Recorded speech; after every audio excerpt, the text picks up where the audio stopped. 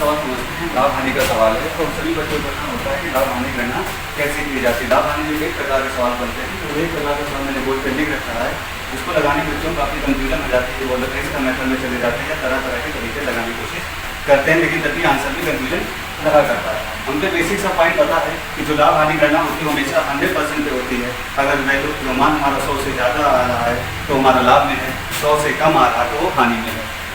100 से जितना ज़्यादा हम लोग ऊपर बढ़ेंगे उतने % का लाभ होगा, 100 से जितना कम रह जाएंगे उतने % की हमारी क्या हो जाएगी, हानि हो जाएगी। वस्तु कीमत कुछ भी रही हो, लेकिन जितना भी जो मानते हो 100% मानते हैं, बस ये ध्यान रखना है कि 100 से कितना % ऊपर जा रहा है और 100 से कितना वो नीचे जा रहा है। और सवाल ये है किसी वस्तु पर 10% की छूट दी जाए तो 35% का लाभ प्राप्त होता है। अगर 20% की छूट दे दी जाए तो कितने % का लाभ होगा। अगर 10% की छूट पे वस्तु दी जा रही है, यानी वस्तु 90% की पड़ रही है और लाभ 35% का हो रहा है, यानी 135% हो रहा है। छूट यानी 100 से कम, लाभ यानी 100 से ज़्यादा। 10% की छूट दी यानी कीमत 90% हुई, 35% लाभ हुआ यानी कीमत 135% हुई।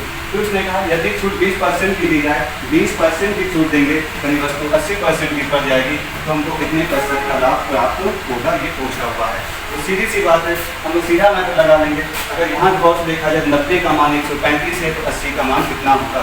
90 का मान 135 तो 80 का मान कितना होगा, तो 135/90 × 80, यानी कि 90 से भाग देंगे तो हमारा 1 का मान निकल कर आएगा। 1 के मान को मल्टीप्लाई 80 में कर देंगे तो हमारा 80 का मान निकल कर आ जाएगा। सीधा सीधा 0 0 कट जाएगा, 9 से काटें 15, बाद में करें 15 120, यानी कि 100 से कितना हम ऊपर जा रहे हैं, 20 जा रहे हैं, यानी कि कितने % का लाभ हो रहा है, 20% का लाभ।